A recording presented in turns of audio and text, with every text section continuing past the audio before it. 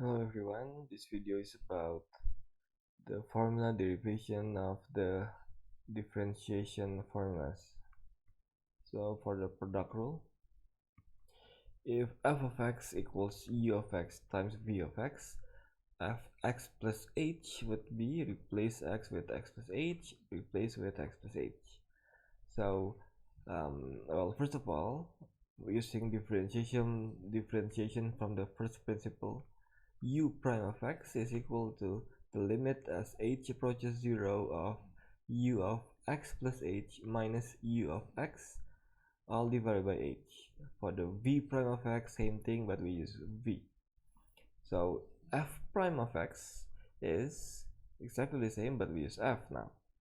So the f of x plus h is this, the f of x is this, we just replace, and then here, to manipulate this into the form we want, we can add and subtract by exactly the same thing, and then we factorize v of x plus h, v of x plus h, v of x plus h, so we can factor out this u of x plus h and factor out this minus u of x.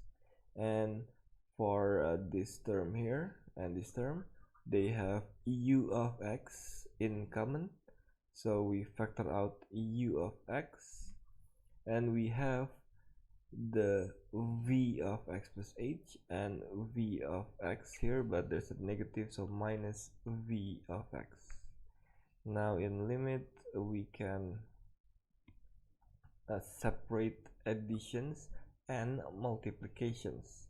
So here we separate this v times x plus h times this whole fraction, same thing on the right. And now when you find the limit here, the h approaches 0, so just replace this h with 0, you get v of x.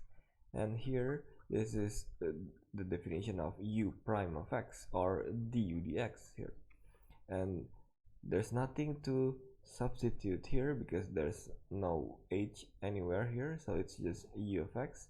And here this is the definition of v prime of x, so that is why the product rule is u prime v plus v prime u. For the quotient rule, we're going to use the product rule that we have derived. If y equals u times v, the y prime is u prime v plus v prime u. Let's start by swapping the letter u and the letter y, so we get the usual form. So u equals y times v, we replace this y and this u, we swap the y and the u, the y and the u and the u, so we replace, y becomes u becomes y. Now the y in this case is the same as u divided by v if we rearrange this. And if we want to find y prime here, you can move v prime y to the left, so you have u prime minus v prime y, and you divide both sides by v, this is what you get.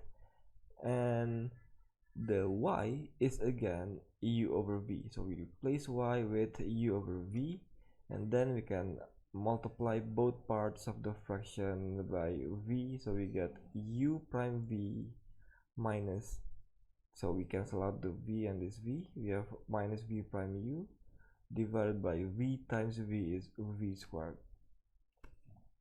For the exponential rule, previously in the exponential section, we defined e using this limit definition.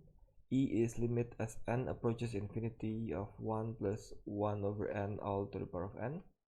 Now if we substitute n with 1 over h equals 1 over n, of course this means n equals 1 over h, so the limit becomes, as n approaches infinity, 1 over infinity is 0, so h approaches 0, and we replace this 1 over n with h and the power n with 1 over h. So if we now raise both sides to the power of to the power of h to the power of h, on the right 1 over h times h is 1, so we cancel out, so this is the e to the power of h in limit definition.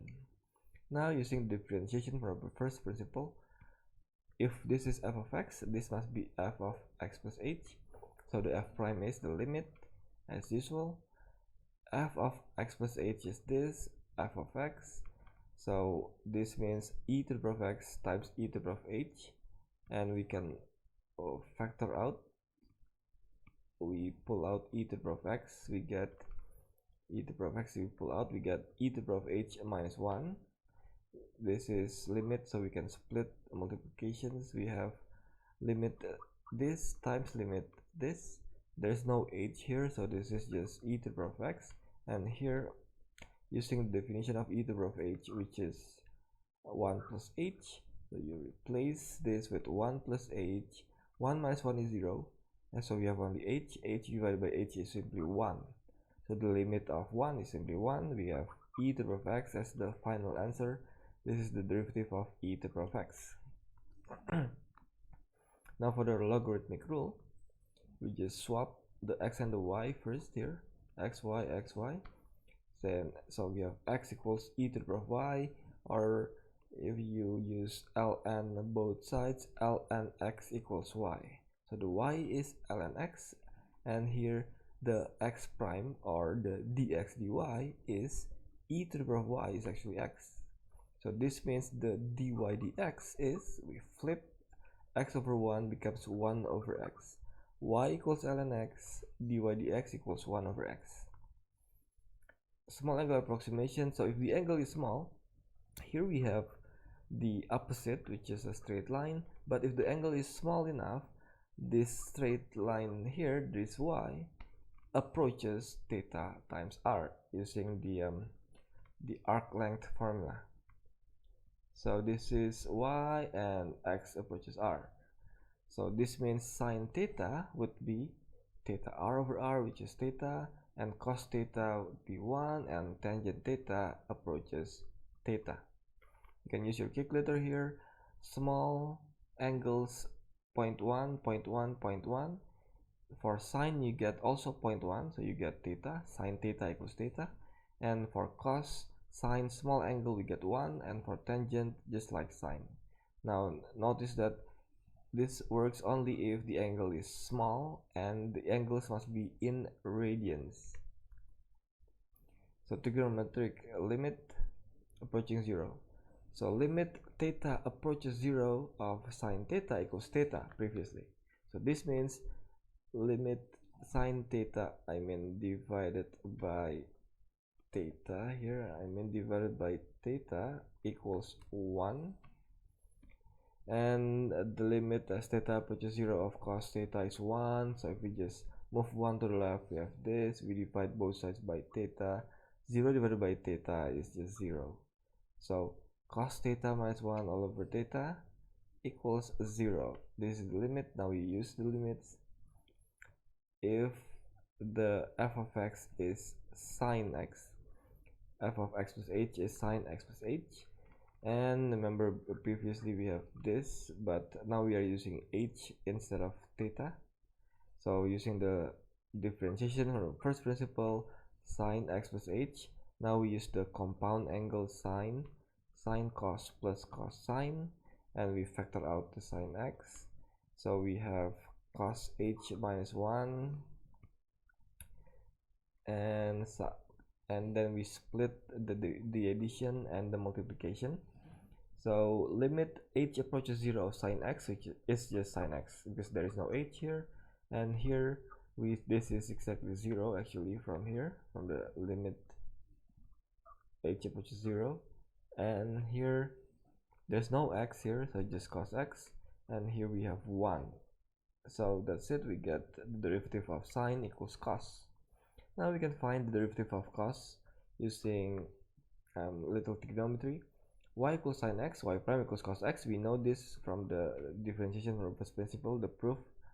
And y equals sine pi over 2 minus x. Let's say the angle is pi over 2 minus x. The y prime is therefore cos, exactly the same, times the derivative of pi over 2 minus x, which is minus 1. So that's why we get minus cos pi over 2 minus x. But we have this rule in trigonometry.